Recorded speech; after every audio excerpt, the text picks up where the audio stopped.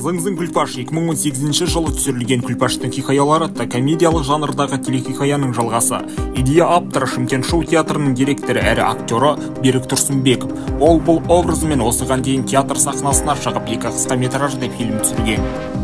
Зың-зың Күлпаш ынтымағы жарасқан берекелі ауылдың аңқылды ақкөңіл тұрғындары туралы сериал. Әдемі әзілмен көмкерілген сериалдың әр бөлімінде пысық келін Күлпаш пен оның айналасындағылардың басынан кешкен хикаялары баяндалады. Бірлігі жарасқан ауыл, бір анадан туғандай араласатын көршілер, ақкөңіл абысын мен ерке қайны, қатал ене мен беймаза күйеу арасындағы қарым-қатынас боямасыз шынайы көрсетілген. Сериалда Шымкент шоу әртістерінен бөлек Шаншар, Алдараспан, ерекше шоу театрларының әртістері ойнайды. Түсірілімдер Түркістан облысы Төле Би ауданы, Нысанбек ауылында өтті. Ал сериалдың 2 маусымы 2019 жылы Түркістан облысы Төле Би ауданы Маятас ауылында түсірілді.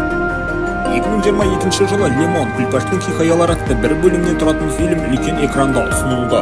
Бүгінгі таңда аталған сериал интернетте аса танымал. 2024 жылдан бастап Зың-зың Күлпаш атты жаңа маусымы көрермен назарына ұсынылды. Енді сериалдың кейіпкерлеріне тоқталатын болсақ, Күлпаш үйдің үлкен келіні, Жексеннің әйелі, аузы да қолы да жылдам, мейлінше адал, аңқау, ешкімге есесіз жібермейді.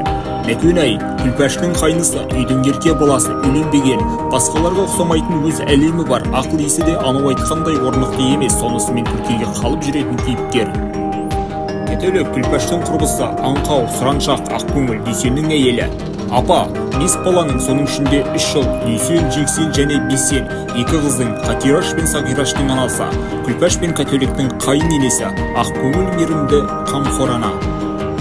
Жексен апаның тұңғыш ұлы, Күлпаштың күйеуі, Дүйсеннің ағасы.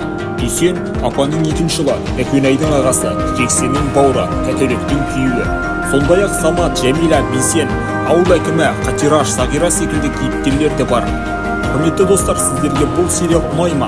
Төменгі өз пікіріңізді жаза кетіңіз. Ал біздің видеомызға лепіл басып, пікір қалдырып, арнаға тіркелуді ұмытпаңыздар.